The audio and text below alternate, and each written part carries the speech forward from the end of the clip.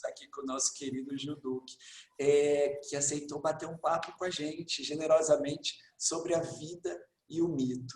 Gil, depois eu vou fazer lá os créditos de novo no final da gravação, tá, Gil? Perdão. Queridão, a palavra é sua. Vamos, assim, fique à vontade. Bom, boa tarde, amigos. Agradecer o convite, né, do Hélder aí, do Cairós, né, de estar aqui com vocês. O Hélder tem um trabalho assim que a gente não só admira, mas como tem uma afeição muito grande, né, pelo trabalho dele, né, a importância desse trabalho. E a gente vai poder conversar um pouco também sobre isso. E quando o Hélder falou da possibilidade de a gente fazer uma palestra, eu conversei com ele, Hélder, vamos fazer mais um bate-papo, né?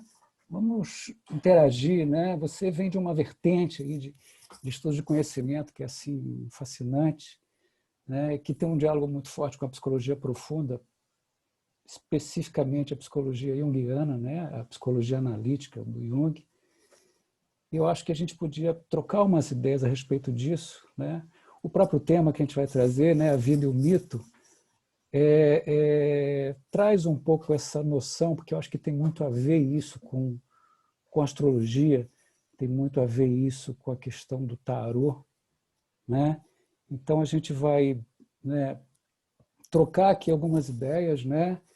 E aí tinha comentado com o Hélder, não sei se é possível, Hélder, da gente poder fazer, das pessoas fazerem as perguntas, né, no chat, e você faz uma triagem, depois a gente abre, conversar inicialmente nós, depois a gente troca uma ideia com vocês, acho que seria uma coisa interessante, né? E aí, pensando nesse tema, né, e me ocorreu uma pergunta, né, e é uma pergunta que eu faria, né, para o Hélder e para vocês, né, que seria assim, por que as pessoas que são aficionadas e que gostam do estudo, né, da astrologia se interessam tanto por mitos e por mitologia? Né? Isso seria uma questão, Hélder. Você tem alguma questão para trazer em cima disso?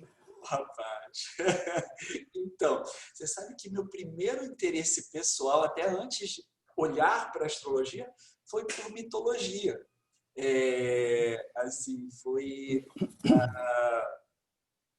eu sempre conto que eu era um garoto muito mentiroso, né? Contava muita mentira, muita lorota. E minha mãe, muito inteligente, muito esperta, muito atenta, olhou para mim e falou assim, esse rapaz, assim, isso não vai dar certo, né? Isso não vai funcionar bem. E ela começou a me dar livros de mitologia. E aí,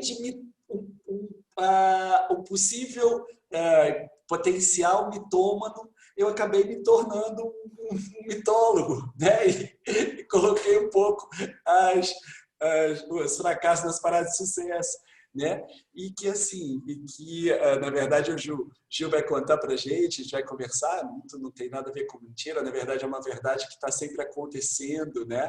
Dentro de nós, mas quando as pessoas falam de mentira, de mito, né, elas geralmente associam. Claro que aqui no Cairós o pessoal não tem mais essa visão, o pessoal que está aqui hoje, que mito é uma história não verdadeira. Na verdade, mito, como o Gil vai contar aqui, é uma história muito mais profunda, é algo que fala as nossas raízes mais profundas. E para nós, né, Gil, astrólogos, e assim, e hoje a gente tem essa interlocução bem bacana, que para nós astrólogos, sempre que nós olhamos para o céu, né, o céu nos conta, na verdade, assim, quando nós olhamos para os planetas, agora há pouco a Leninha estava apresentando para a gente os signos, os planetas, na verdade, assim, para a gente é como se a nossa perspectiva, quando a gente fala, por exemplo, de Vênus, né, a gente está falando, na verdade, da deusa Vênus, do arquétipo, do modelo. Aí eu vou pegar emprestado e aí você vai poder explicar um pouco melhor, até de repente corrigir as minhas lentes também aqui, por favor, Gil, mas quando a gente pega essas... falando, a gente usa muito esse conceito de arquétipo que nós herdamos, né, de Jung, que deu essa visão muito mais clara para a gente, mas o mito, assim, como o arcabouço, como o principal foco de olhar do astrólogo. Quando a gente olha para Vênus, é a deusa Vênus. Quando a gente olha para Marte, é o mito de Marte, o mito de Ogum, né? Quando a gente olha para a Lua, estamos falando das deusas mães, né? da deusa mãe, a gente está falando desse... Então, é isso que motiva tanto nós astrólogos a buscarmos a mitologia, exatamente porque ela anda par e passo ali junto, né? com a astrologia, com o tarô, né? Com esse olhar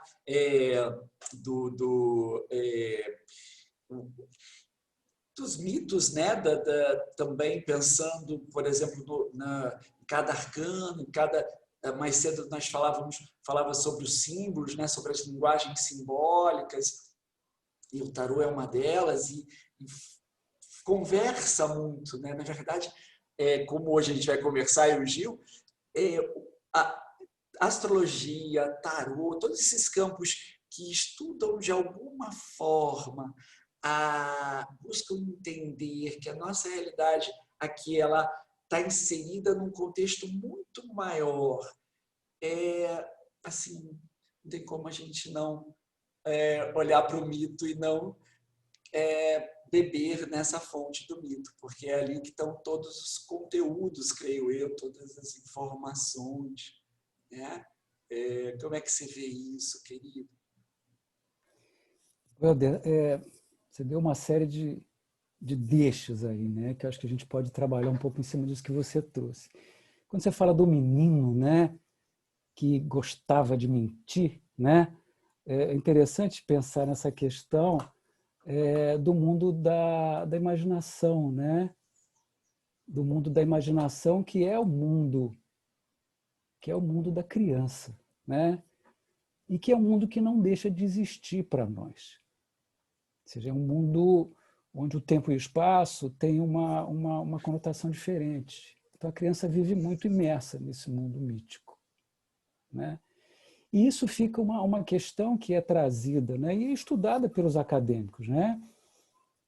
Se tinha uma geração antiga, né, de pesquisadores que associavam o mito com a questão da inverdade, ou da imaginação, ou da fantasia, né? Mito virou até sinônimo de coisa fake, né? Que é uma palavra que está na moda hoje em dia, né? Mas aí você tem, no início do século XX, um grupo de estudiosos que começam a dizer não, o mito não é mentira, o mito é uma verdade simbólica, é uma realidade simbólica. Então, isso começa a entrar numa outra perspectiva. E aí você tem um pesquisador chamado Mircea Eliade, né, que era um historiador das religiões, estudava muito mitologia, em que ele fala do mito vivo, né? Mas como mito vivo, né?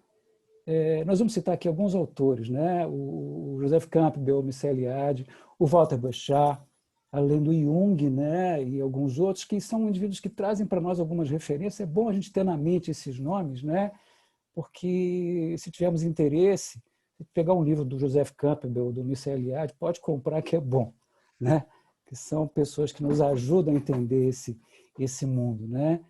Então, o Campbell tem uma frase muito interessante que ele diz assim, que o mito é a religião dos outros, né. Eu acho muito interessante isso, né? Se a gente for perceber, imaginar o que é a perspectiva mítica, né, dos povos ancestrais, a perspectiva da visão de mundo que as diversas culturas trazem, ou culturas antigas, ou mesmo culturas contemporâneas, né, ou religiões contemporâneas, vão ter todo uma estrutura, né, de mitologemas, né, uma mitologia própria que ajudam eles a entender o mundo, a entenderem a si mesmo no contexto do mundo. Então, nesse sentido, nós estamos falando do mito vivo, né? E a gente pode falar do mito cristão, a gente pode falar dos mitos africanos, né? Com povos, religiões, né? Que as pessoas desenvolvem percepções do mundo através desse olhar. Então, o mito, longe de ser uma fabulação, ele é uma verdade, né? Tem uma frase do Mircea Eliade que ele diz que o mito, portanto, é o ingrediente vital da civilização humana. Ou seja, longe de ser uma fabulação vã, ele é, ao contrário, uma realidade viva. Isso é uma frase do Eliade, né? E a gente vai mais adiante, né? Se a gente for o Yuval Harari, né, no Sapiens, ele diz uma coisa muito interessante, que ele diz que a diferença real entre nós e os chimpanzés, entre os seres humanos e os chimpanzés, é a cola mítica que nos une. É a cola mítica que une grandes quantidades de indivíduos, famílias e grupos. Essa cola mítica é todo um conjunto de percepções, de explicações, de entendimento que dão sentido à vida e às relações sociais daqueles grupos. Então, vamos entender que quando a gente está falando de mitologia, a gente está falando de alguma coisa que é inerente à condição da humanidade. Né? Nós nascemos nesse mundo. A infância é mítica. Né? Quando nós vamos no cinema, né, assistir um filme, saímos de lá emocionados, é o mito que nos toca. Né? Então é interessante a gente ter essa visão que é mais ampla nesse sentido, porque o mito ele vem do que a gente chama da alma cultural criativa da humanidade. Essa alma cultural criativa ela vai produzindo mitos, mitos antigos, mitos contemporâneos, né? E os mitos eles vão se renovando sempre, que é o que Walter Benjamin chama de mitopoiese. A psique, a alma humana, ela vai construindo, ela vai produzindo mitos, né? Então, não, os crentes hoje em dia não gostam de saber de mitologia. Tem mitologias, né? Elas se formam, elas se transformam, né? E a gente vê como é que esses mitos eles vão se transformando, né? E aí eu acho que é interessante falar do arquétipo, até que o Helder falou, né? Eu acho que é interessante, isso vem do pensamento junguiano, é a noção de arquétipo. Não é o Jung que cria a palavra, isso vem é muito antigo, a origem é grega da palavra. Mas nós entendemos na psicologia profunda, né, o arquétipo como digamos assim, um princípio, né, um fundamento, né, de base instintiva, como uma pulsão, uma expressão, né, que está na natureza e no cosmos.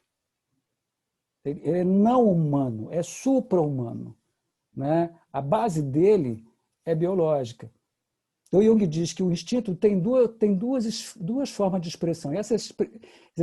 Ele tem diversas formas de expressão. E essas formas de expressão elas vão do instinto à imagem. Então, num extremo você tem o instinto, né? O instinto materno, o instinto paterno, o instinto de sobrevivência, o instinto de autoproteção, o instinto sexual, né? O instinto de luta, né? O medo. Né? Então, numa base, você tem um aspecto que é biológico, que é instintivo, e no outro espectro, no outro polo do espectro, você tem a imagem. O arquétipo ele não é concreto, ele não é perceptível. Ele é como se fosse uma pré-condição, né, que vai se expressar através de reações instintivas, né, ou através de imagens. Então, isso é interessante. Estou olhando um arquétipo. A doutora Nice tinha uma frase que ela dizia assim, não se prega arquétipo na parede. Né? Eu acho que isso é muito interessante. Né? Então, o arquétipo existe como um potencial, né, que ele não se revela plenamente nunca. Ele é totalmente subjetivo. Mas quando a gente pega o... Desculpa te cortar. Perdão, mas ele se transforma em imagem, é isso? O arquétipo...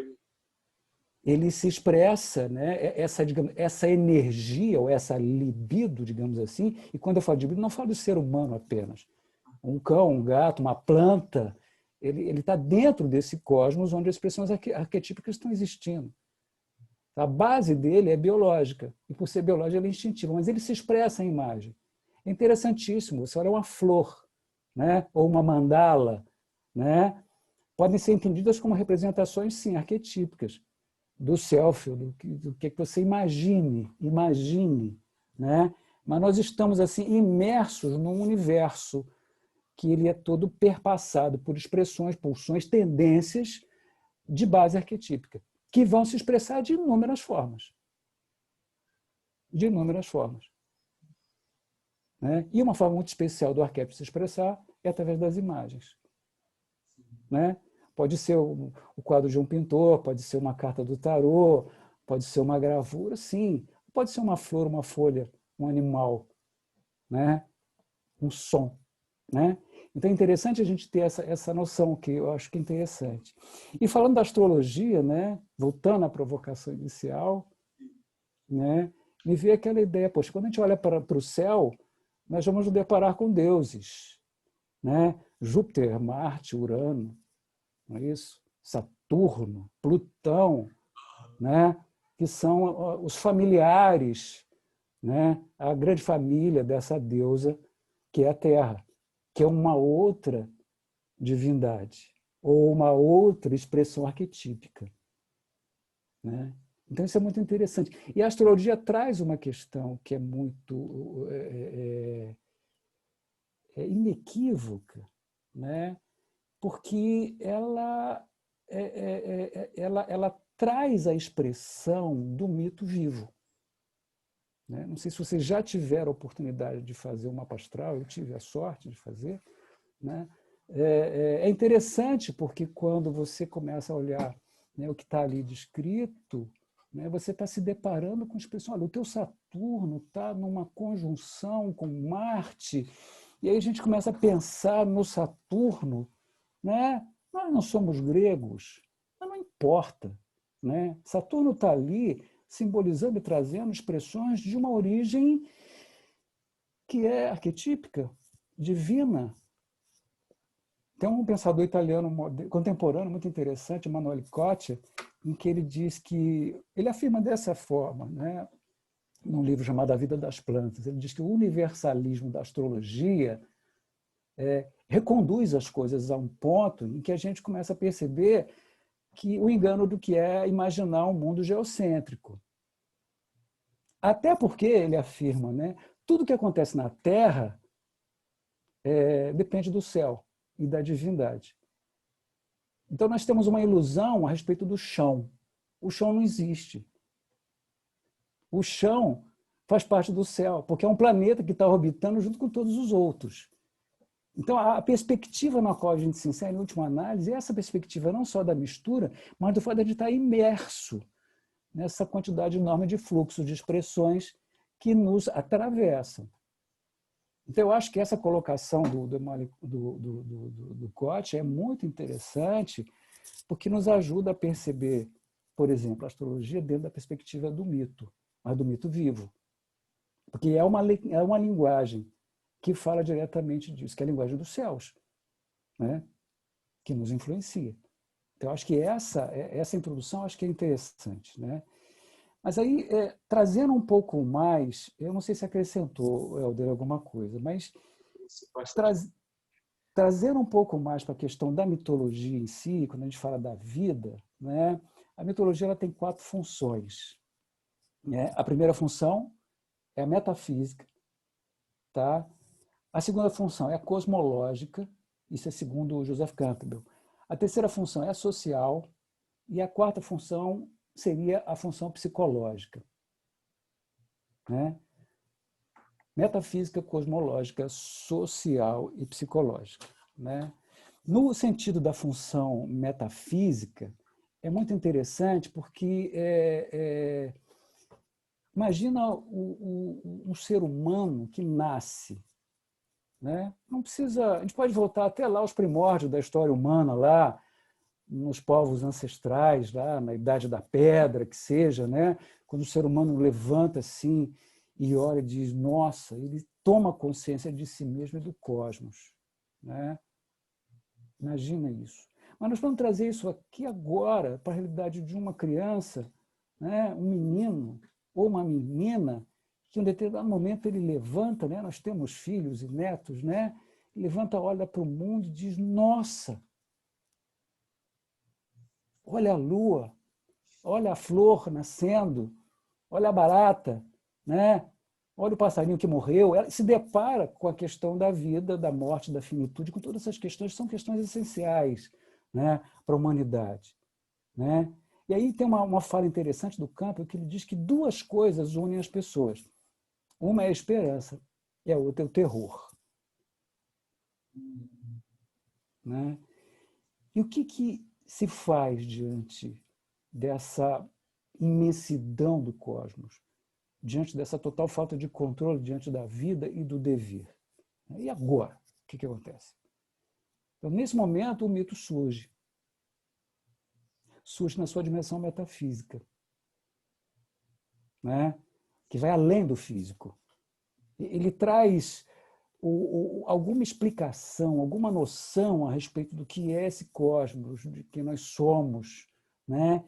E aí, digamos assim, essas expressões de sentimentos e dúvidas e ideias, né, que brotam da alma cultural criativa daquele povo, ou da alma criativa daquela criança, faz com que ela comece a criar histórias.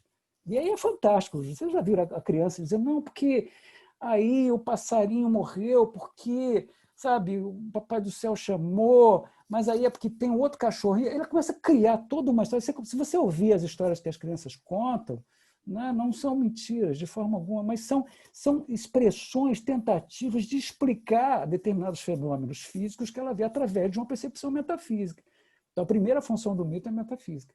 Né? Ela traz um acalmamento, uma possibilidade de organização desse cosmos.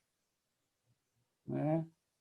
Tem um aventureiro do século passado, Fridtjof Nansen, um conquistador dos polos, que dizia assim, a natureza não tem sentido, não existe sentido na natureza.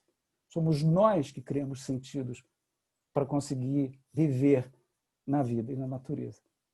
Mas então isso é uma bobagem? Não, de forma alguma. De forma alguma. Isso é o que nos estrutura enquanto seres pensantes e enquanto cultura. Né? Então o mito tem essa função inicial, que é metafísica. A segunda função é cosmológica. Cosmológica porque ela organiza, ela explica, ela cria um sentido para a existência. Né? Filhinha, é o seguinte, né? Nós queríamos ter uma filha assim bonita igual você, e aí papai escreveu uma cartinha para a cegonha, né? Aí nós botamos no correio, aí a cegonha, né, foi lá, pegou a sua cartinha e tal, nós dissemos que a gente queria você assim, do jeito que você é, né, tão bonitinha, tão querida e tal. E aí a cegonha veio, trouxe você numa trouxinha e deixou aqui na janela no dia do seu aniversário. E foi o presente que nós ganhamos da cegonha. Que maravilha! Acabou. Está explicado, não está? Não vê que esse história de espermatozoide, óvulo, não dá. Isso não dá para entender, isso é muito difícil. Mas a história da cegonha, e ficou, né? Essa história da cegonha, Papai Noel, e é difícil, né? A criança, mas Papai Noel não existe. Até hoje eu penso, isso dá um aperto aqui no coração, né? Se a gente for voltar lá, né, para trás. Então, essa questão é cosmológica. É simples assim? Não. Se a gente for ler a Teogonia do Hesíodo, né, que ele fala do surgimento dos deuses, né, o conflito lá, Urano, Géia, o vácuo, o surgimento Cronos, que vai lá e emascula o pai, opa, e já fica. Mas essa história eles não contam para criança, pelo menos a criança muito pequena, eles não contam. Né? Mas então essa dimensão cosmológica explicativa, né, o Gênesis, né, o princípio era o verbo, né? Aí começa toda uma explicação cosmológica, o mito adâmico de Adão e Eva, e aí por diante. A coisa vai se constituindo dentro de uma percepção. Né? A teoria da evolução, né? O jeito que nós ouvimos, escutamos, nós assimilamos, não, eu sei tudo da teoria evolutiva de Darwin, li Darwin de cabo a rabo, eu sei tudo. Sabe como, se ele não sabia? E ele disse que não sabia, que aquilo era uma teoria, era uma hipótese. Né?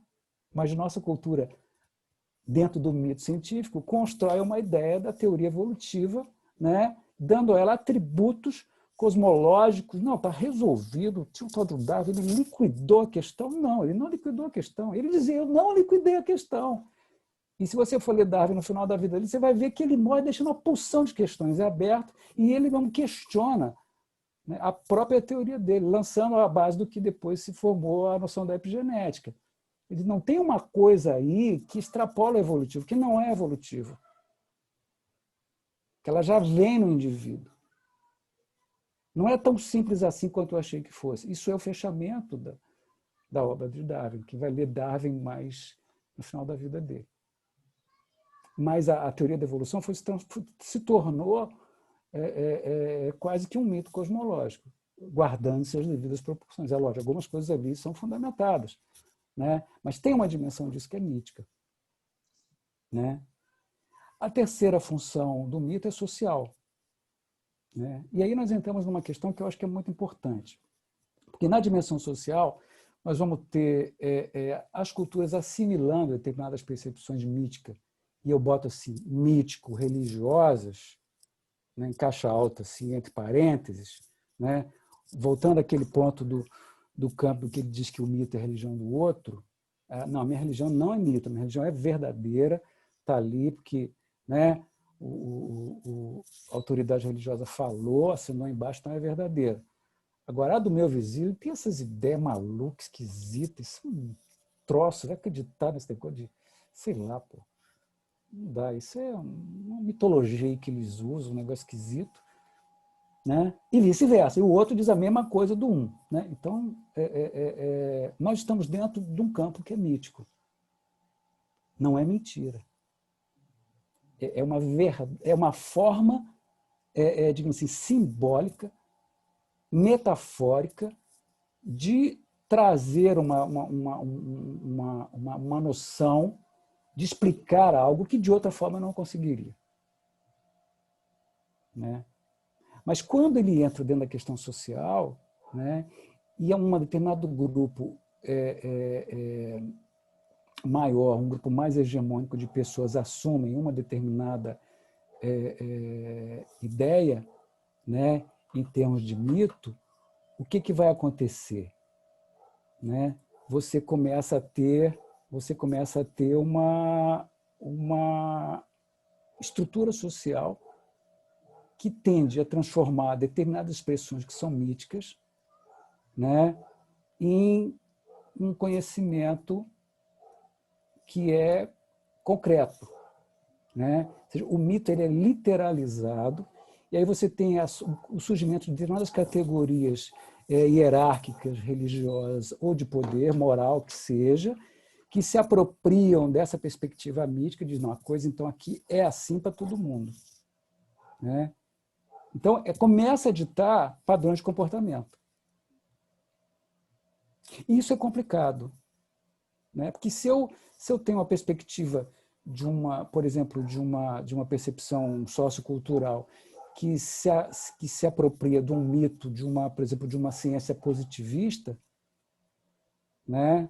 Newtoniana, linear, né? Cronológica, no sentido de cronos, né? Linear, eu vou dizer, não, as pessoas que estudam astrologia são uma maluquice, cara. Maluquice. O pessoal fica perdendo tempo com essas coisas. Porque essa estrutura social, né, esse padrão de comportamento, ele não vai aceitar esse tipo de coisa. Como na Idade Média você tinha alquimistas, médicos, bruxos, bruxas, feiticeiros, né, hereges sendo queimados, né, porque havia um engessamento dessa percepção. E o Campbell fala disso, né, quando ele fala da dissociação cultural. A frase que ele diz é o seguinte: uma das grandes calamidades da vida contemporânea está em as religiões que herdamos insistirem na historicidade concreta de seus símbolos. Então, você insistir numa historicidade concreta de símbolos míticos, né, você mata o símbolo, você mata o mito. Você provoca um engessamento, entendeu? E aí é uma complicação, né? A gente sabe que no nazismo, Hitler era um grande estudioso de esoterismo, entendeu? E ele buscou sempre uma legitimação no sentido mítico, religioso, para o nazismo.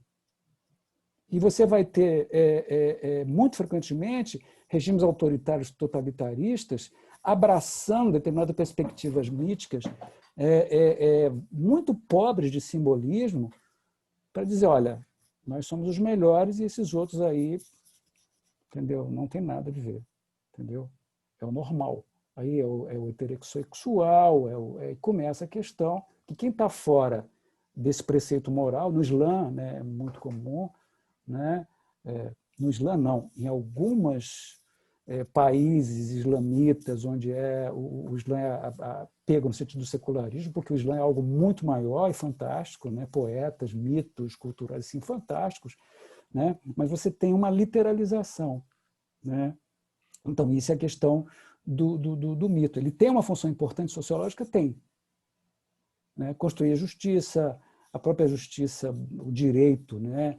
E se baseia em cima de mitos gregos, mitos romanos. Então, é lógico, isso é importante, mas no momento em que o aspecto religioso começa a ser literalizado demais, né? Você tem um problema com relação a isso. Porque você tem que pensar desse jeito. Se você não pensar assim, você tem uma coisa errada com você. E muito se sofreu na humanidade até hoje por conta disso. Quer dizer alguma coisa, Helder? Eu até, não, assim, agora o que você traz, acho até que você explica essa questão que a Ângela trouxe aqui, que a Ângela colocou uma questão no chat que eu queria dividir com você, e aí, porque também vai estar na base da formação ideológica também. Né? As ideologias, elas se constituem a partir, tem essa função social e que vem de uma estrutura mítica também para você. Como é que você vê isso? Como é que você percebe que o Campbell vê essa questão? Eu acho que é interessante essa questão, porque nós vamos falar agora da quarta dimensão, da quarta função do mito, né, que é psicológica. É importante dizer que é ruim, então, não é possível que o mito tenha uma função social. Não, essa função social é importante porque o mito surge espontaneamente dentro da cultura. Não tem como ele não ter uma função social. Mas quando determinadas, como ela colocou, ideologias, se é que a gente pode usar esse termo, esse é um termo que é meio complicado, mas se apropriam de determinadas estruturas religiosas, né? E já não seriam mais míticas, porque nesse ponto é aquela ideia, a minha religião, a do outro é mito. Né? Começa a se trazer isso para a perspectiva de uma verdade literal, o mito morre. E aí o que você tem é um ismo. Né? Você tem uma doutrinação, que você tem uma coisa onde o mito morreu. Você não está lidando mais no plano do mito, você está lidando com um desdobramento, né? E aí isso é tão interessante que o próprio Jung tem uma colocação que ele faz, que ele afirma, que uma das funções da religião estruturada, é nos proteger da experiência religiosa. Olha que forte isso. Tá? Por que isso? Porque na medida em que você vive individualmente a expressão do mito, né, o mito no sentido mais profundo, e que você começa a trilhar novamente aquele caminho, né, esquecido que o mito traz no sentido da sua verdade mais profunda, né, você entra numa relação com a experiência religiosa, da religação. Porque a palavra religião vem de religare ou de relegere. Religar no sentido da religação com o Espírito, mas relegere no sentido daquilo que eu elejo para mim como o meu caminho. E esse caminho ele é individual. Então, nós estamos imersos numa cultura, mas quando se fala na noção que Jung traz do mito, ele fala da individuação, né? Uma das funções do mito psicológica é acompanhar o indivíduo em sua trajetória pessoal, em sua jornada pessoal. Então, nesse momento, na jornada pessoal, ele tem uma possibilidade de ter a experiência religiosa. A experiência religiosa é o contato dele com o mistério. Se a gente voltar até ao significado da palavra mito, a palavra mito vem de um radical grego que é mien. Mien é calar-se. que é a mesma radical da palavra mistério. Então, o mistério diante do mistério eu me calo. E diante do mistério surge a experiência com o mistério. E aí você está falando da...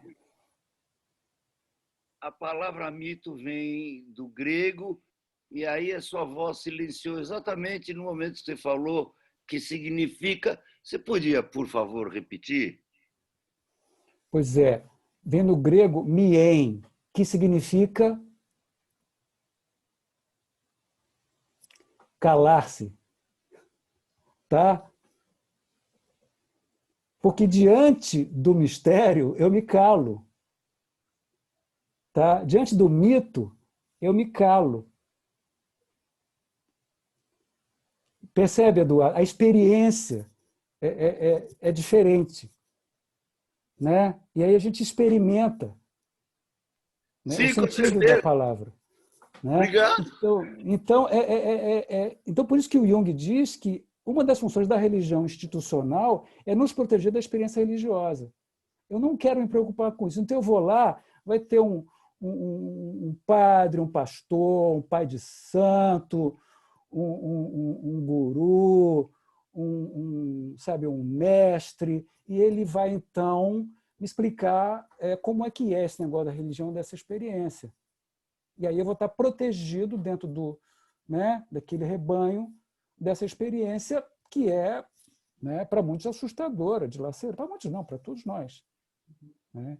E aí é interessante, caminhando um pouco mais adiante, né, que cada símbolo mitológico, quando a gente fala de mito, a cruz, né, o tegui, né, o círculo, né, um símbolo astrológico, né, o símbolo de Marte, o símbolo de Netuno, né, vocês têm símbolos maravilhosos, uma carta do tarô, né, ou seja, cada símbolo mitológico ele tem dois aspectos.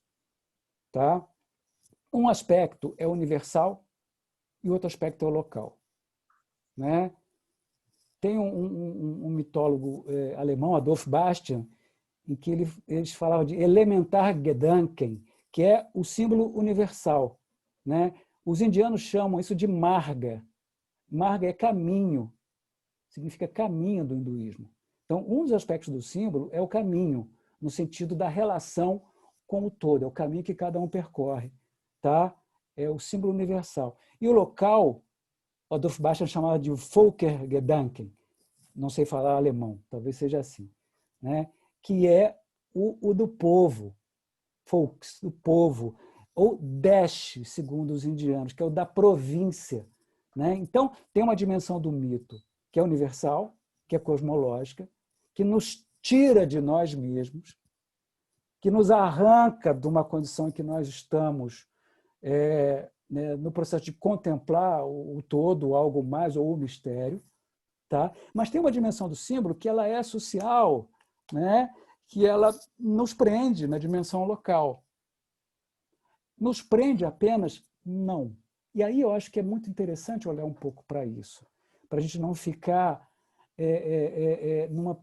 numa posição, digamos assim, eu diria, restrita ou mesmo preconceituosa com aquilo que a gente chama do local, do Desh, né? do Volker-Gedanken. Né? Porque o local se desdobra no universal. O pequeno se transforma no grande.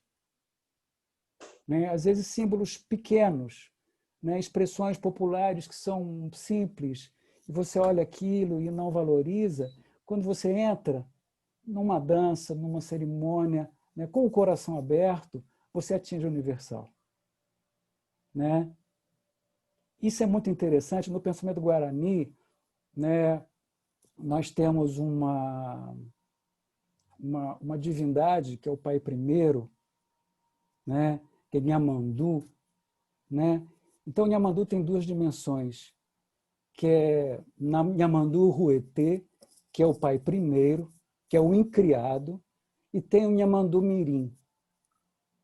Nhamandu Ruetê é o todo, ele é inalcançável, ele é o incriado, é o que tudo engloba. é o anterior a tudo.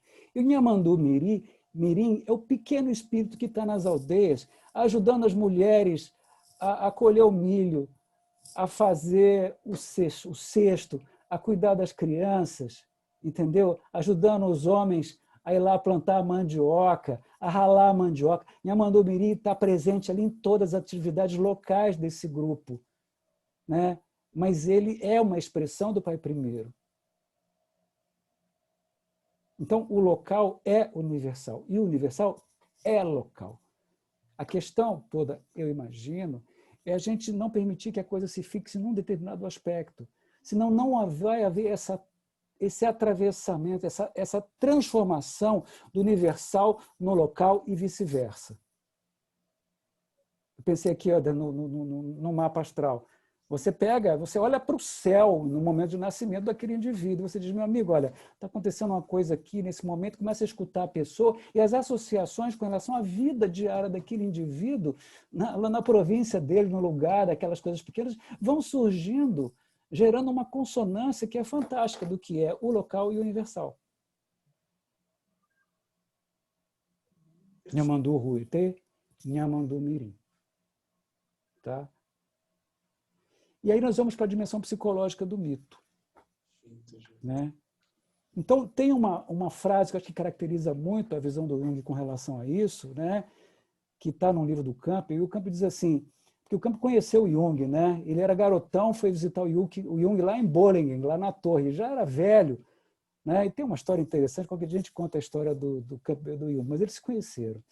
E o Camp ficou assim, impressionadíssimo com aquele camarada, né?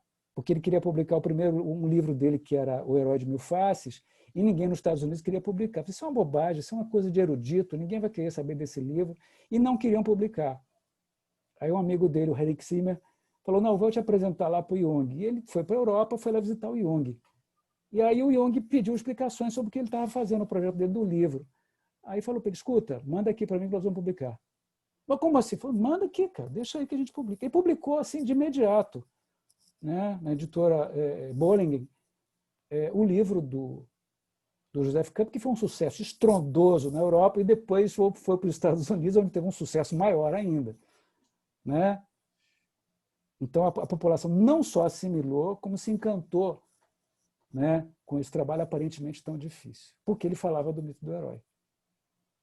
Tá? Então, é interessante isso, né, porque a função psicológica do mito tem a ver com o mito pessoal.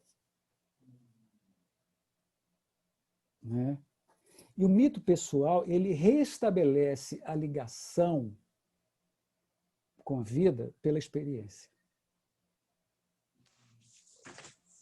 E o que o Campbell diz é o seguinte, o Jung então resolveu perguntar-se por qual mito ele estava vivendo sua vida, mas percebeu que não sabia. Isso está lá nas memórias do Jung. E aí ele diz assim, o Jung, então, da maneira mais natural possível, comprometi-me a conhecer o meu mito pessoal, e passei a encarar isso como minha maior tarefa.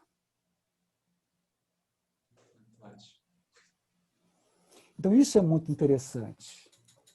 Isso é muito interessante. Né? Às vezes, na prática analítica, né, eu sugiro a um cliente meu que diz, olha, você já fez um mapa astral alguma vez na vida e tal? E a pessoa diz, não, mas o senhor acredita nisso, doutor? Eu digo, né? Eu digo assim, igual diz o Guimarães Rosa, eu quase que não sei de nada, mas eu desconfio de muita coisa. Né? E aí, não, mas só acho que vai ser bom. Eu digo, acho sim. Né? E aí eu encaminho, né? A maior parte das vezes para o Helder, quando ele tem tempo para atender. Porque o doutor liguei lá, seu pai marcou para daqui a 3 anos. Eu digo, fazer o quê e tal. Mas aí as pessoas vão, né, ter um contato com a astrologia feito de uma maneira séria, consciente. E eles voltam, assim, muitas vezes, assim, impressionados. Mas o senhor falou alguma coisa a meu respeito para aquele moço lá? Eu falei, não, claro que não falei nada. Mas que estranho, né? E aí, qual a ideia nesse sentido? Porque a astrologia, na medida em que ela nos permite que a gente olhe para o céu, né, e dialogue ou receba nas nossas vidas a influência dessas divindades míticas, né, e algo se faz nessas associações e que se revela, né, isso mexe com todos nós e nos permite ter uma noção do que é isso, do que é o mito pessoal e de que a vida é mítica. A nossa vida é mítica, de cada um de nós. Isso é tão interessante, né, que se a gente for depois, no final da vida, né, parar, no meu caso, né, vocês não, vocês são bem jovens ainda, mas quando chega depois de uma certa idade, a gente para assim, como diz o povo, e olha para trás, né, a gente diz, nossa, eu fiz tanta cabeçada no meio, eu fiz tanta coisa, agora olhando daqui, sabe o que eu acho que deu certo? Sabe o que eu acho que não podia ser de outro jeito? Por mais que eu tenha dado cabeçada, e isso não sou eu que estou falando. Quem falava isso era o Schopenhauer. Né? Schopenhauer tem um ensaio que ele fala sobre a aparente intencionalidade no destino do indivíduo. A aparente intencionalidade. O cara, quando chega numa fase da vida, ele olha para trás e diz, sabe que isso faz sentido? Né? E ele fala da influência da vontade em nós. De uma vontade que não é consciente. Né? O Jung fala do self. Né? Aristóteles fala da inteléquia, né? Que é algo que existe como uma semente, aquela ideia que está na semente, que as sementes são todas parecidas, mas que dá origem a uma planta com determinadas características que são únicas. Então, é interessante olhar para isso. Né? Quando você diz, o indivíduo, o solar, o ascendente, o meio do céu, o aspecto assim, assim, assim, você está falando das características justamente desse mapa, né? Quase que do território onde o indivíduo vai realizar a jornada dele. O que ele vai fazer com isso? Não sei. Mas o próprio termo mapa, eu acho excepcional esse termo, né? Ele nos abre essa perspectiva. Né? E aí é interessante a gente falar da jornada, né? A jornada de cada um de nós. E aí é a dimensão psicológica do mito. Né? Então, é interessante a gente trazer mais uma questão, que é uma questão colocada pelo Jung, porque ele fala de dois tipos de pensamento. Um linear, né? O Cronos, né? E que é concreto, né? Que ele é evolutivo, digamos assim. Né? E um outro tipo de pensamento que nós temos, que a gente falou que é o pensamento da criança, que é o pensamento circular. É o pensamento mitológico, é o pensamento simbólico. Né? Um pensamento de respeito à natureza, né? Ao círculo, né? Ao mundo natural, né? Ao Ouroboros, a serpente que morde o rabo. É o pensamento circular, que ele é simbólico, ele gira. Igual o pensamento das estações do ano, né? Os meses, os anos, o sol girando em torno. A astrologia é todo movimentos, revoluções circulares. Isso é o pensamento circular. Né? Mas aí você tem um pensamento linear e concreto, que é o Cronos. Né? E é interessante, o Jung fala da importância de juntar essas duas formas de pensamento, essas duas formas de percepção. Porque quando você junta isso, você tem uma elipse. Se nós juntarmos o circular com o linear, você vai ter uma elipse. Elipse exemplifica justamente essa jornada, que é uma circularidade, mas que é evolutiva. Você não volta de novo ao mesmo espaço. Você tem a impressão que voltou ao mesmo ponto, mas há sempre um elemento diferente acontecendo. Né? Então, isso aponta para justamente esse caminho da individuação. Né? E aí, o exemplo melhor que a gente tem com relação à questão de tentar entender o mito pessoal é a jornada do herói. Tá? Nós temos uma hora e pouquinho nesse início, né, Helder? Uma hora, passou uma hora, eu nem percebi que estamos com uma hora, mas pode... A gente vai até 1h30 ou encerra agora com 1 hora? Não, 1h30, pode ir 1h30. Tá. Então, a história básica da jornada heróica, né? É interessante que quando o indivíduo abre mão do lugar onde ele vive, onde ele está, ele entra na esfera da aventura, né?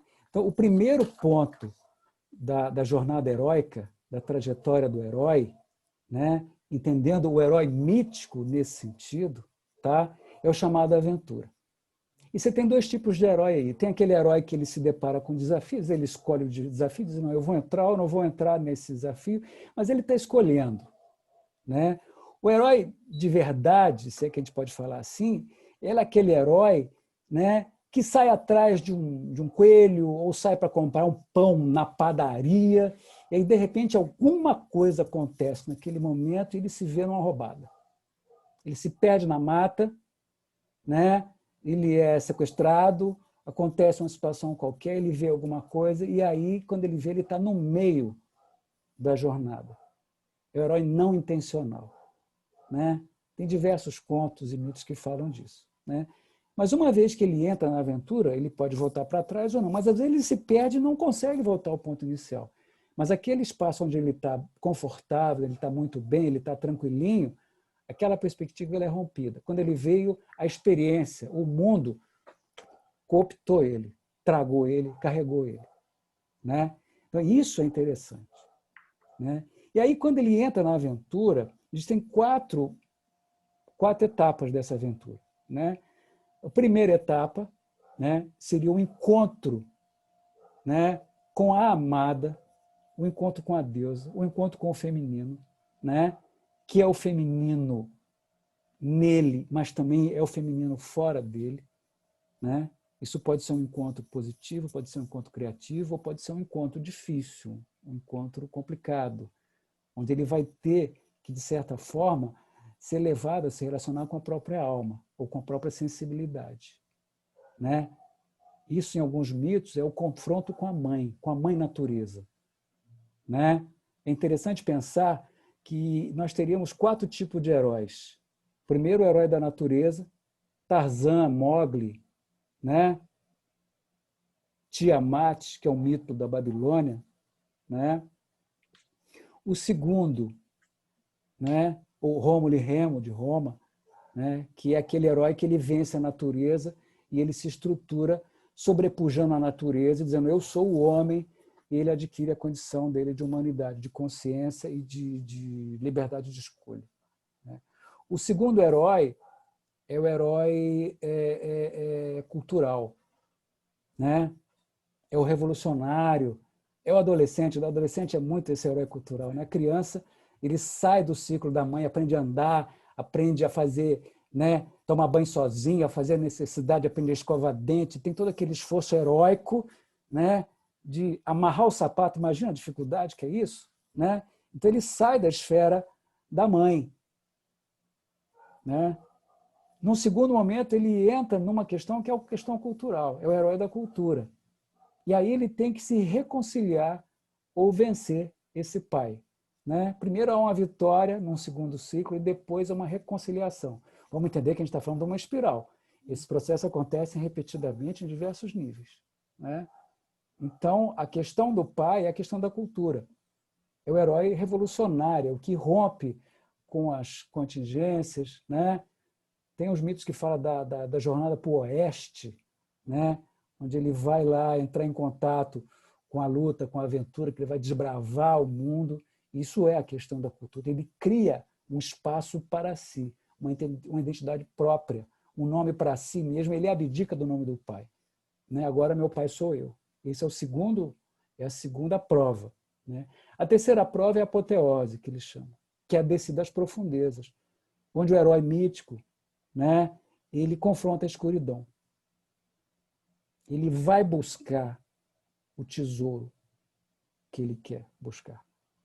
Ele vai tentar resgatar aquilo que para ele tem valor, né? É aquele garoto que eu não sei o que eu faço na faculdade, se eu vou fazer letras, ou eu vou fazer, sei lá, astronomia. Aí ele fica, e aí chega um momento que ele vai, de repente ele entra naquilo ali, ele diz, bom, agora não adianta mais, eu passei para isso aqui, não adianta mais olhar para trás, eu tenho que correr atrás, e eu tenho que aprofundar esse entendimento, eu tenho que me lançar no mundo. Ele sai de casa, a família mora no interior, ele vai buscar o mundo dele, então ele se aprofunda, né? Ele desvela essa escuridão, ele adquire uma competência, um conhecimento, né? E pega o tesouro dele, né? E quando ele pega o tesouro dele, o que ele tem que fazer? Né? Ele tem que fugir, carregando aquilo que é o quinhão dele. Aí ele sai, né? E volta, ou vai buscar um local onde ele pode viver a vida dele. A gente pode até entrar um pouco mais em detalhe nisso, mas o que eles chamam de fuga mágica. Você vê nos mitos, né? Quando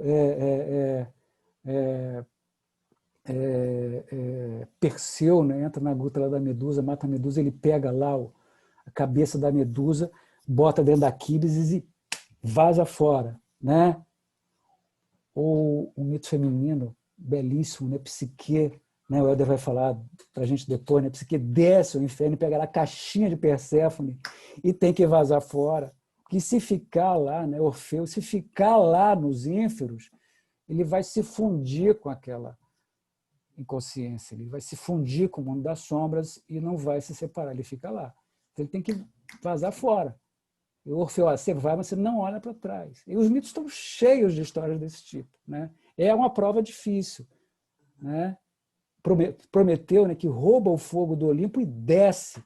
E quando ele foge, os demônios toda, a cachorrada toda, vai no calcanhar dele tentando pegar ele. Ele tem que sair correndo, né? É o moleque que pula a cerca para poder pegar a manga no quintal do vizinho, e quando o vizinho aparece, ele tem que vazar fora, né?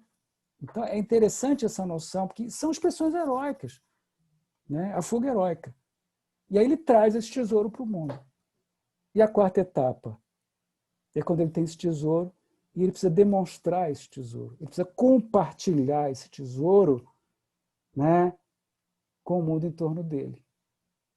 Né? Aquilo que ele obteve das profundezas, aquele potencial teu que não é utilizado, o cara se formou na faculdade, PPP, não sei o quê, e pô, um ótimo aluno, ganhou o diploma dele, ele chega lá no interior, ninguém sabe quem ele é.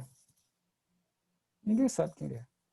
Ele pode ser o melhor médico, o melhor advogado, o melhor engenheiro, a melhor professora, entendeu? A melhor engenheira, a melhor do mundo. Olha, eu sou aqui, olha, eu tinha no cara, nem tchum, ninguém dá bola, né? E aí ele tem algumas possibilidades nessa quarta etapa, né?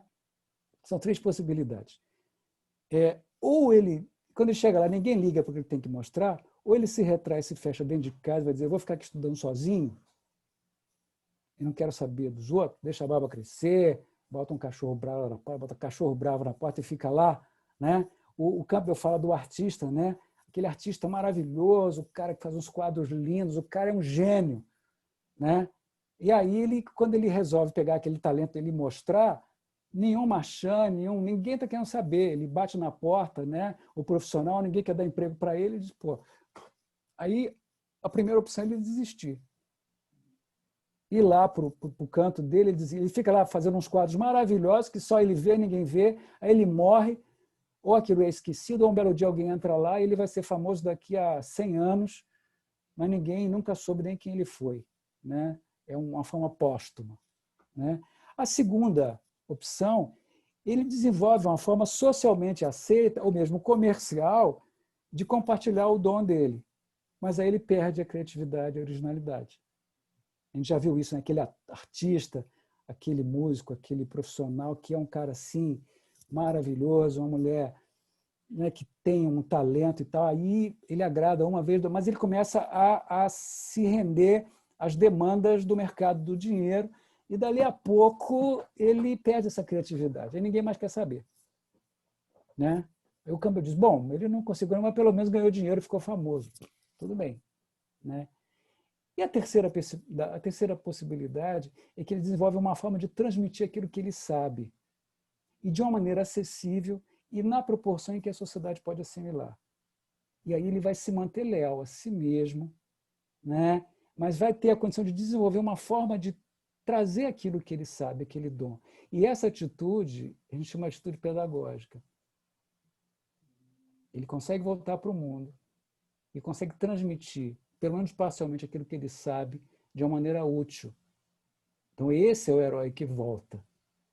Né? Odisseu, né? Ele consegue voltar e consegue restabelecer a paz no mundo dele, nesse universo dele. Então, isso seria a ideia do que seria essa jornada heróica no sentido da individuação. Né? Às vezes o indivíduo, né, vem de longe, né, vem lá de São Paulo, né, aí chega aqui, numa cidade do interior, né, tem um conhecimento, ele aprofunda isso. Às vezes é uma coisa, né, Helder, que pouca gente conhece, né? Uma arte divinatória, uma coisa assim, né? Astrologia, quem é que sabe disso? Aí o indivíduo vai com calma, né? Aí se organiza, aí começa aos pouquinhos a divulgar aquilo, aí é o momento que ele consegue, dentro de uma atitude pedagógica, transmitir algo daquilo que ele tem, né? E ajudar essa sociedade, esse grupo, essas pessoas que estão em torno dele. Né? O Campbell diz assim, bom, se ele não conseguir, de certa forma, nenhuma dessas duas coisas, mas quiser transmitir alguma coisa, na última hipótese, ele pode se tornar professor. Porque é uma forma de compartilhar, né? Isso que ele traz, né? De uma maneira pedagógica, na medida que cada um de nós pode assimilar. Então, a ideia inicial seria essa. Né? Então, eu fico satisfeito se a gente puder ficar com essa noção, né? Sair da noção da vida e o mito, né? E ficar com a noção, pelo menos inicial, de que a vida é mítica. Né? E que essa experiência, né, de contato com o mito vivo, ela está sempre presente. E é importante que a gente possa valorizar isso na nossa jornada, né, na jornada de cada um. Helder, agora é contigo. Vamos conversar. Obrigado. Vamos abrir assim, gente. O encontro com o Gil, né? Assim, essa possibilidade de estar com ele, quem aqui conhece. Sou eu primeiro. Né? Já passa, já Rosinha. Quem aqui, não! quem aqui conhece, assim, como eu, assim, tem que privilégio que é poder. E eu falo, gente, eu não posso ter esse privilégio só para mim, não. Tem que dividir, né, Líria? A gente tem que dividir esse privilégio de ter assim esse encontro com o Gil. Realmente, eu confesso, Gil, que por temperamento, os meus encontros contigo são assim, muito menos do que eu gostaria, assim, que realmente são muito, sempre sai com a sensação, né? Sai com a sensação, e é isso que tenho a impressão assim que eu vi vocês agora, e a gente poder aproveitar desse encontro, sorver desse encontro que a gente já sorveu, mas poder trazer as nossas questões também para junto com o Gil aqui, porque a sensação é que sempre eu saio, Gil, com uma perspectiva muito mais funda do que acontece comigo e com a vida. Assim, é como se, sabe quando a gente olha para o que está por trás do tecido, por trás da tessitura, sabe? Quando a gente vê assim uma tapeçaria linda, né? Mas quando a gente olha quando conversar com o Gil, ouvir o Gil, olhar para o que está por trás dessa tapeçaria linda. Assim, essa sensação. Agora eu, né? Sempre essa sensação, a tessitura, né? O que está que enriquecedor, Gil. Muito obrigado. Eu queria abrir para você. Helder, ainda bem que todo mundo aqui sabe que você é muito generoso com seus amigos, né? Você é muito bondoso e muito generoso, então a gente dá um desconto. Né? Por favor, então, assim, eu vou, olha só, o mito, eu vou bem calar e eu vou ouvir agora as pessoas assim que te ouviram. Rose, por favor, querida, a palavra é sua. Em primeiro lugar, desculpa, o meu microfone ficou aberto. O primeiro era eu, não era para vocês, não, pelo amor de Deus. Eu estava conversando com o Edu, ele falou uma coisa, e eu falei, primeiro sou eu, tá? Agora Então, tem que perguntar, Rose. gostaria de esclarecer isso, certo? Em segundo lugar, Gil, Agora a bola está contigo, Rose. que delícia te ouvir. A gente é vizinho, a gente conversa na correria, conversa-se pouco, já conversamos algumas vezes, mas uma delícia te ouvir. Muito legal mesmo. Muito obrigada por dividir isso. E uma coisa que eu queria comentar, que eu achei muito bacana e significativa para mim, além de tudo que você disse, essa quarta etapa do herói, né, me remeteu à minha vivência atual. Porque essa quarta etapa, é a etapa, para mim, me trouxe a aposentadoria. Você está entendendo? Aonde você tem que decidir se você vai ficar. Você tem um tesouro e Você tem que ficar recluso, você está entendendo? Vai guardar o seu tesouro só para você, ou você vai transformar esse tesouro e dividir esse tesouro. E eu acho que quando a gente chega nessa etapa, a gente sempre tem essa questão em mente, né?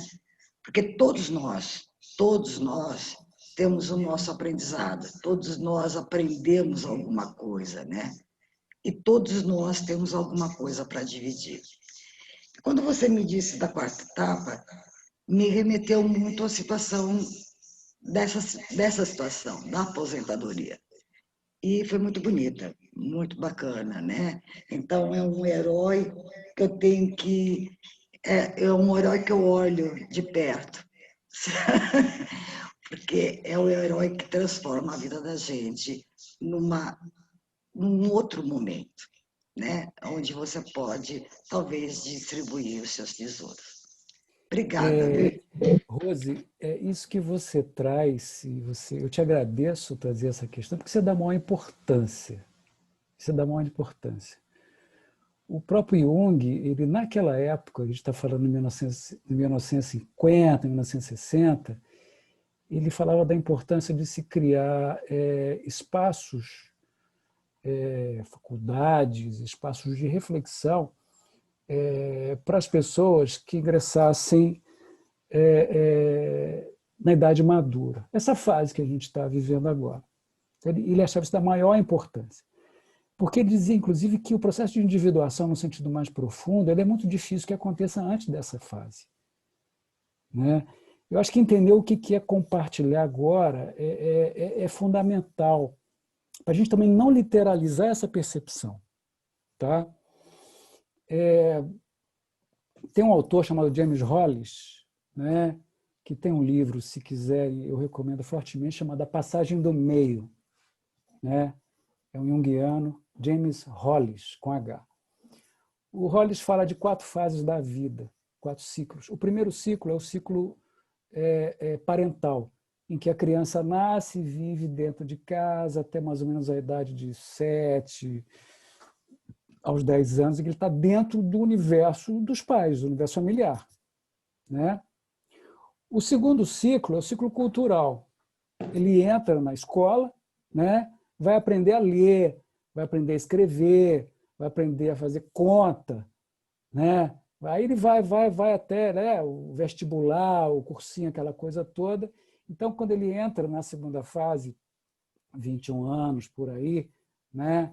E às vezes pode ser mais adiante, da fase da adolescência tardia, na psicologia profunda, a adolescência vai até os 26 anos, ou 28, depende de ser menina ou menino. Menino amadurece um pouco mais lentamente. Né? 28 anos, adolescência, psicologicamente falando. Essa é a fase cultural. Depois vem a fase social, em que o indivíduo casa, constitui família, vai ter profissão, comprar casa, se estruturar, arrumar lá, estruturar a vida dele. Então, é a questão, né, social. Depois vem o ciclo, né, na fase da aposentadoria, com 48, 50 e tantos anos, que é o ciclo da alteridade, que é quando a gente começa a se relacionar com o outro. E quando eu estou dizendo, não o outro só fora de nós, mas principalmente o outro em nós. Então, eu acho que essa questão né, do compartilhar nesse momento, vamos entender quem são os outros. Né? Não é voltar, como o pessoal diz, voltar para trás, né? Não é voltar lá para trás e tentar, então agora então eu vou fazer o doutorado, o mestrado e vou arrebentar a boca do balão. Não é isso. Né? Mas a alteridade traz uma questão mais cuidadosa, mais carinhosa no sentido da que é essa alteridade. Porque ela é também trocar com as plantas, é trocar com o sol, é trocar com a terra, é trocar com os animais, é trocar com os parentes, é trocar com a mulher, com o marido, com os filhos, de uma forma que até então eu não pude trocar. Ela respeita esse outro em nós, numa relação diferente. E o nosso paradigma cultural de sucesso é muito complicado nesse sentido. Hoje eu estava conversando com a minha irmã, né, lá na casa dela. Né? A nossa visão, o nosso paradigma de cultura diz assim, nós somos animais racionais, nós somos animais superiores, temos nós e os outros animais. Né? Todos são animais, lutando para sobreviver, com a lei da natureza. Sim, isso é o nosso paradigma. O paradigma dos povos ancestrais, né? O Viveiro de Castro fará isso no perspectivismo, eles dizem o seguinte, todos são humanos. Nós somos humanos. Os animais são humanos. As plantas são humanas. O mundo é humano. O mundo tem alma. O mundo é anímico. Então, se a gente entende o outro nessa perspectiva, o que é o compartilhar? Né? O último ciclo que o Rollins fala, depois do ciclo da alteridade, né, é o ciclo da transcendência, em que a relação não é mais com o outro, a relação é com a eternidade. E a gente está falando depois dos 70, 80, é quando a perspectiva do próximo encontro que nós temos é com o infinito, é com a morte, é com a finitude. Isso traz toda uma outra perspectiva de realização. Ou seja, a jornada mítica termina quando acaba, não adianta. Né? O que é uma mudança de perspectiva. E se Deus quiser, nós vamos conseguir passar por esses processos. Né? Então, eu agradeço a tua colocação, porque é um momento ímpar. Parabéns. Maravilha. Obrigada, Gil. Obrigada mesmo. E é isso mesmo que você disse. Muito bom também estar nessa fase, eu adoro. Aqui mais um da Rua 5. Edu, é com você. Vai lá. Da Rua 5. Essa Rua 5... Rua 5 é o bicho, cara. E, não, Gil, essa conversa final com a Rose, eu fiquei muito emocionado, evidentemente eu estou na mesma fase que ela, e nós estamos vivendo isso juntos de uma maneira que não esperávamos. Foi até a pandemia que nos levou a uma aproximação nessas coisas, e vivo com ela hoje de uma maneira que não era assim no ano passado.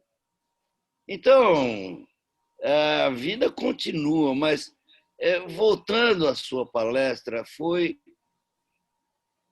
inspiradora, né? E a maneira como você foi encadeando as coisas e colorindo e tudo mais, até conduzir a gente a finalmente o mito do herói e tal, que você contou com uma fábula linda demais. Foi muito legal. Gil, muito obrigado. Foi uma delícia, cara. Muito obrigado. Parabéns. Obrigado a vocês. O espaço está aberto, gente. A impressão que eu tive é que a palestra, a sensação, né, a vivência, é uma conversa elítica, assim. Né? Na verdade, você meio que foi construindo no seu jeito, assim, com a sua forma muito própria, assim, construindo uma percepção aqui na minha cabeça foi tão esclarecedor, mas ao mesmo tempo foi... Agora, Helder, eu queria uma pergunta sua, Helder. Vai lá. Vamos conversar. Faz de conta que a gente está sentado aqui tomando um chá, né? De máscara, né? Porque aqui fica mais fácil. Sim. Gil, Não, é assim, na verdade, foi tão esclarecedor o que você me trouxe, assim, me trouxe tanta a construção. Para mim, a oportunidade de aprender, desculpa, de aprender com vocês, né? Daí o interesse também de estar aqui e te ouvindo. Riqueza, assim. Porque você tem uma experiência em estudar mitologia, você é um divulgador dessa visão, já aí no Cairós, né? 12 anos de Cairós, você na sua jornada chega aqui agora está compartilhando conosco esse seu dom, eu acho isso fantástico, né? E gostaria de te ouvir nesse sentido, né? Que você trouxesse alguma coisa, que questionasse alguma coisa, que provocasse, né? Um pouquinho de tempo. Falta. Então, vamos lá. Gil, assim, você nos conta que a vida é mítica. Você nos conta que tudo que, assim, por trás da nossa história tem o mito. O mito ele está por trás, não, ele está, na verdade, ele permeia as nossas histórias, ele permeia as nossas relações. E aí, Gil, como a pergunta assim, que para mim mais fica impactando e que você trouxe até a possibilidade do encontro, por exemplo, com a astrologia, como uma possibilidade de responder essa pergunta, mas a pergunta-chave para mim ainda continua sendo, né? É uma pergunta individual de qual é o mito, qual o meu mito pessoal, né? A astrologia nos ajuda nesse sentido, a terapia, como é que assim, como o encontro analítico nos leva nessa direção, Gil? Não sei se eu consegui ser claro, assim, você me ajuda assim a entender qual a jornada, porque a terapia ela é uma jornada heróica, né? Acredito, o encontro ou não? Não seria terapia, a vida é jornada heróica. A terapia se insere na vida. E antes da terapia, você tinha, né? E não que a terapia esgote, tem a pretensão de esgotar isso, eu estou falando do pensamento junguiano, de forma alguma, mas, digamos assim, é mais um recurso que se constrói na nossa época para pessoas da nossa época. Né? Estou vendo ali a Kátia é psicóloga também, tem uma passagem pelo mundo junguiano, prazer em te ver, Kátia. Né? Obrigada. Mas antes disso, você tem o mito vivo. Você tem o mito vivo. Né? E é interessante perceber essa questão de que o que, digamos assim, a psicologia profunda faz nada mais do que criar um espaço, entendeu? Onde possa se fazer o encontro entre essas duas expressões. A vida, o cronos, a linearidade e a circularidade. Em última análise, o trabalho analítico está muito dentro do pensamento do Heráclito, que ele diz que a alma se faz no aprofundamento. Né? O que nós estamos fazendo aqui é produzindo alma, produzindo recursos, representações, para que nós possamos dar conta das nossas vidas. A astrologia faz isso. A psicologia profunda tem essa proposta. Né? Então, o trabalho, em última visão, né, é produzir alma, criar um espaço fecundo, né, onde a gente possa, né, de alguma forma, acompanhar o processo individual, permitindo que o inconsciente fale. Esse encontro com o inconsciente, esse encontro consigo mesmo é algo muito difícil. Ter a presença de um outro para nos ajudar nesse processo é fundamental. Né? Se é um padrinho, se é um xamã, se é um pajé, né? Uma mãe de santo, padre, um pastor, um guru, um amigo, um animal, um companheiro de, sei lá, de um colega de trabalho, não importa, né? Mas quando a gente consegue restabelecer um espaço onde há a possibilidade do inconsciente vir à tona, aflorar, e conseguir construir juntos representações capazes de dar, para que o indivíduo possa dar conta da vida dele, a gente está fazendo o trabalho analítico. Né? Você vai tocar no mito de Eros e Psique. O mito de Eros e Psique é o mito basilar da psicologia profunda. É a alma em busca do divino, na sua jornada. Se existe um mito da análise, é o mito de Eros e Psique. E o Deus que rege o trabalho analítico é Hermes. Né? Mas é o da astrologia também. Dá para entender. Né? Então, eu acho que é interessante perceber que, na realidade, é um trabalho que se abre a essa possibilidade. Existem ferramentas nesse sentido, mas é o acolhimento do inconsciente, é criar um espaço capaz de acolher isso e produzir alma, produzir representações, no sentido de permitir que haja um conhecimento mais profundo a respeito de si mesmo e do que a vida apresenta. Né? E, em linhas gerais, seria isso, né? O que me ocorre. Agora, a questão da astrologia, se é que eu possa colocar uma coisa um pouco mais que eu acho interessante, que você falou, da psicologia e da astrologia, a psicologia junguiana, na sua base, ela bebe de 4 fontes, né? Que é a gnose, né? A mitologia,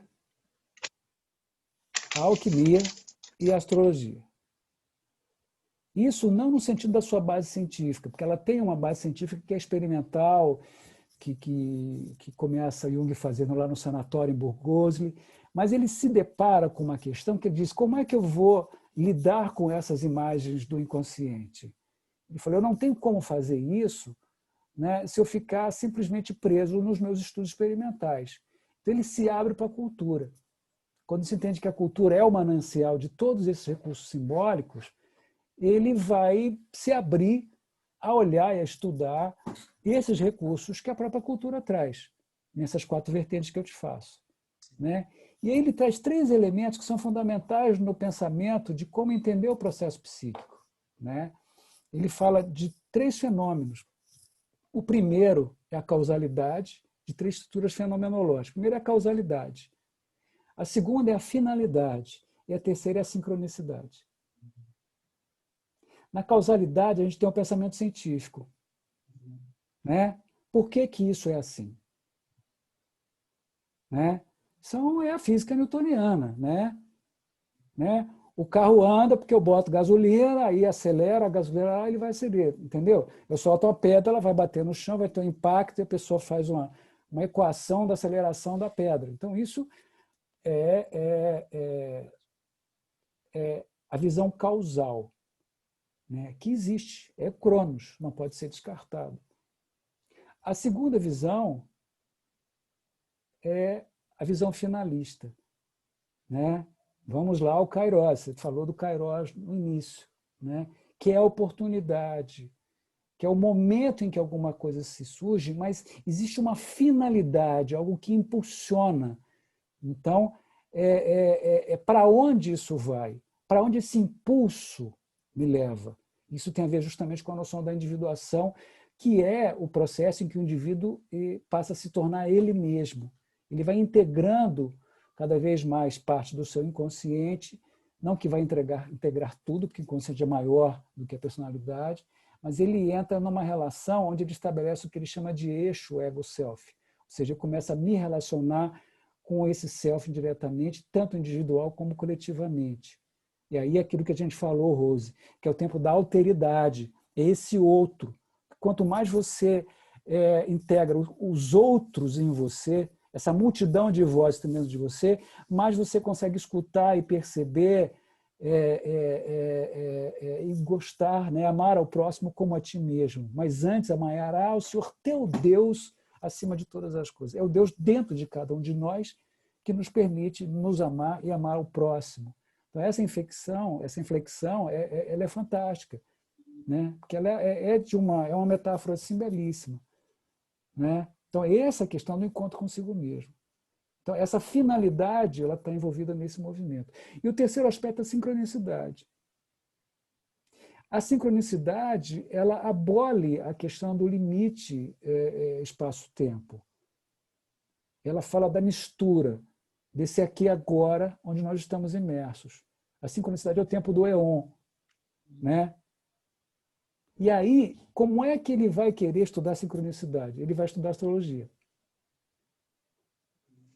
Então, o Jung começa a fazer ensaios.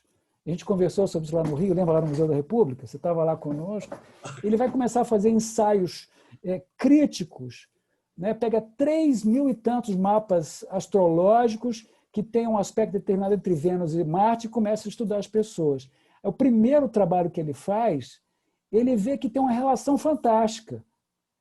Ele pegou lá 300, 500 casos, ele e assistente dele, a Fonfrance, estudando aqui, levantaram a primeira amostragem dele e falou, olha, astrologia bate, isso é igual a isso. Ele começa a fazer um tratamento assim causal naquela amostragem que ele tinha de mapas astrais. Ele, beleza, agora eu vou ampliar essa amostragem. Aí ele pega mais algumas pessoas para usar o mesmo método e notar o grau estatístico da validade daquele aspecto nos mapas astrais e o processo da vida das pessoas. Aí dá tudo errado. Eu digo, o que aconteceu aqui? Eu não estou entendendo. Então ele aumenta a amostragem de 300 para 3.000 e aquela observação no primeiro momento dá certo, na segunda não dá mais. Eu falei, o que aconteceu? Pô, eu não posso mostrar isso para a academia. Aí ele vai e faz de novo o negócio. Ele sabe que dá certo, mas o que acontece? Ele diz, tem um terceiro elemento aqui, na sincronicidade. Que a primeira é a coincidência, a causal, né? E tem um aspecto aí que é o afeto, que é o interesse do indivíduo, né? Do observador, digamos assim. Então ele percebeu que o envolvimento, o aspecto que permeava, entendeu, aquele experimento, permitia que houvesse, que se manifestasse a sincronicidade no trabalho astrológico. Então, a astrologia, o tarô, falam desse terceiro tempo. A gente podia entrar um pouco mais nesse detalhe, mas não daria tempo. Mas ele fala justamente desse terceiro tempo, da sincronicidade, que é o éon, né? E a astrologia traz isso. Traz o cosmos para cá. E mostra que o que tem embaixo está em cima. Há um vínculo, né, fenomenológico entre essas expressões. Então é nisso que a psicologia profunda, né, do Jung se aproxima da astrologia, né? E nisso ele está falando de quê? Cronos, Kairos e Éon, que são os 3 tempos no sentido mítico. Então a gente volta sempre a isso, né? Se você quiser explicar ou ampliar, não dá para fugir, né? Por isso que nós somos míticos e a vida é mítica, não tem jeito. Maravilhoso, Gil. Assim, costurou, assim, fechou assim, de uma forma por chave de ouro mesmo. Que fantástico. Tiveram algumas perguntas aqui. A gente, se você, pessoal, assim, só para o pessoal que chegou agora, a gente pode ficar mais uns 5 minutinhos para não, pode, assim, Gil, aproveitar, porque é tão rico o encontro com o Gil que não dá vontade de Eu estou à disposição, Helder, você é que manda. Né? Porque a Miriam perguntou assim, se o mito tem relação com o sonho, com os sonhos. A relação do mito com os sonhos. Como é que você percebe isso, Gil? Miriam, dentro dessa perspectiva, né, a nossa cultura, né, ela é mítica. A cultura, a imaginação, ela cria, né, ela está imersa nessa perspectiva mítica, né? E os sonhos, né, são fundamentais nessa construção, nessa percepção que nós temos de nós mesmos e do mundo. Porque nos sonhos você tem a expressão do inconsciente, né? o consciente vai se manifestar através dos sonhos. O Jung tem um livro dele chamado Memórias, Sonhos e Revelações, que é o livro autobiográfico dele. Então, ele conta a biografia dele partindo mais dos sonhos que ele teve na vida dele do que de dados concretos, né? E se nós formos, não só para alguns povos nossos aqui, ancestrais aqui no Brasil, né? Como os Chavantes, né? Os Chavantes têm o caminho do sonho, né? Ou seja, existe uma casa no centro da aldeia deles, que é a casa onde, quando existem determinadas situações de conflitos e necessidades, os caraís, os sábios lá deles vão até essa casa e lá eles ficam lá e se põem a sonhar. E só saem de lá depois que sonham para trazer uma solução, né? Você tem em Éfeso, né, a descrição, né, do templo lá de Asclépios, né, onde as instruções eram dadas, né, para os terapeutas, para os médicos, né? Tinha um sacerdote que fez as primeiras redações do que seria um método que eles chamam de tratamento, chamava-se Artemidoros, e lá o sonho era a base do tratamento. A pessoa às vezes chegava lá, quando estava muito sério, eles pegavam a pessoa, faziam determinados rituais, davam bebidas com plantas, envolviam essas pessoas, e eles eram colocados assim, num nicho assim, de pedra e deixadas lá, né, para sonhar. E elas sonhavam. E quando elas saíam, elas contavam o sonho delas, e conforme o sonho que elas tiveram, eles iam dizer, olha, sob a mensagem que Asclépios, né, os deuses, tinham mandado para dizer para essa pessoa se ela ia, né, ser salva ou não, né? Porque o terapeuta, na realidade, ele assiste o ritual, quem cura é o Deus, né? Então, a questão do sonho é fundamental. O sonho é mítico, né? E cada um de nós, com seus próprios sonhos, pode construir uma percepção mítica, metafórica, simbólica, né? E muito emocional, porque os sonhos são carregados, muitas vezes, de emoções profundas que nos transformam, né? Eu acho que essa relação é clara, né? E é profunda. Excelente, Gil, que maravilha. Obrigado, meu querido. E para fechar aqui, quer dizer, deixando à vontade, mas para fechar, a pessoa, a Patrícia, né, comenta assim, né, que há pessoas que não conseguem enxergar ou sentir essa dimensão mítica da vida, né? Talvez vejam sob essa perspectiva muito literal, né, muito vida.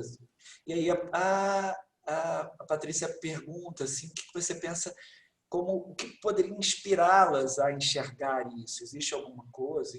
Como é que é isso assim? Eu diria, Patrícia, quando a gente fala, né, a ideia, né, de que o peixe vive na água, mas não tem consciência da água que o envolve, né? Nós vivemos no ar, né? Nós vivemos num meio, né, de expressões que sejam, né, energéticas, arquetípicas, fundamentais, mas pouco nos damos conta, né, desse ambiente onde nós estamos imersos, né? Cada um tem a sua forma de perceber isso, né? Então, nós estamos nesse meio, né? A expressão simbólica ela está presente o tempo inteiro. Agora, como cada um vai, em que momento cada um vai perceber isso, ou vai ter a possibilidade, ou a coragem de empreender a sua própria jornada, isso vai depender de cada um. Mas eu acho que se a gente puder imaginar e pensar uma maneira de inspirá-las, né, a enxergar essa divisão mítica, o que a gente poderia dizer é que viva o seu mito pessoal, né? Eu acho que a gente deve ver o nosso próprio mito, né? E se isso for inspirador, que seja, né? Mas eu acho que é o melhor que nós podemos fazer, é viver o nosso próprio mito. Maravilhoso, Gil. Excelente. Obrigado, meu amigo. Que delícia, que inspirador. Que, assim, faço minhas palavras do Edu, inspirador, inspirador. Se alguém quiser fazer algum comentário, abrir, o microfone está aberto, né? Vamos bater palmas de, assim, microfone aberto para o nosso... Gratidão, O A5! Agradeço muito, Helder, o convite e a oportunidade de estar nesse momento tão agradável aqui com vocês. Obrigado aí a todos. Muito obrigado. Eu queria agradecer também ao Gil. Pode falar, Kátia, a palavra está aberta. Está picotando, estão me ouvindo? Uhum. Ah, tá. Não, é porque eu estou enrolada aqui com essa tecnologia. Mas eu queria agradecer muito ao Gil a respeito dessa visão aqui de amar ao próximo como a ti mesmo. Nossa, eu fiquei impactada com isso, porque realmente eu nunca tinha percebido esse próximo nesse outro aqui, né? Desse ponto de vista. Estava sempre olhando lá fora, né? O outro, né? Nessa dinâmica, eu e o outro. No outro lá fora, não aqui dentro. Todos Realmente. esses deuses, né, lá do cosmos, né, do mapa astral, estão dentro de cada um de nós. São os outros com os quais nós temos que nos, né, dialogar antes de tudo, né? Muito obrigado. Obrigado, Éder. Obrigado a vocês. Eu que agradeço. Obrigada. Obrigado, querido. Inspirador. Sim, a gente vai ter agora uma... Muito. Alguém mais quer falar alguma coisa? Quer perguntar, falar? Gil? Sim. Obrigado, querido Gil. Muito obrigado. Consuelo aqui. O pessoal está mandando aqui no chat, né? A Janine. Oi, Janine, querida. Está aqui. Obrigado, doutor Gil, por nutrir nossas almas no dia de hoje. Né? Consuelo, nós que agradecemos, gratidão eterna. Agradeço por tanta sabedoria. Assim, o pessoal aqui agradecendo, né? O Fernando. Não, peraí. O Fernando tinha falado antes. Ser quem você é. Elizabeth agradecendo, a Edna. Pessoal, muito, muito obrigado. Foi, assim, inspirador. Eu acho que agora nós vamos emendar numa outra conversa, mas que tem tudo a ver com essa conversa agora, que foi inspirada pelo Gil. Assim, acho que, vou pensar nessa questão da finalidade, né, do propósito e da sincronicidade, né, também, tanto da finalidade, né, do telos, né, do teleológico, dessa coisa que nos leva a algo além, e como um fio que foi tecido, né, desde lá do começo da nossa conversa hoje, e o Gil vai e costura aqui, inspira e passa a bola para a gente começar a conversar agora, né? Quando você traz assim do mito de Eros e Psique como um mito que constitui a estrutura basilar da jornada, que reflete, né, que expressa a estrutura basilar a jornada da alma, né? É uma psicologia, não tem como escapar disso, né? É a alma se manifestando, se buscando o divino, buscando o espírito. Pessoal,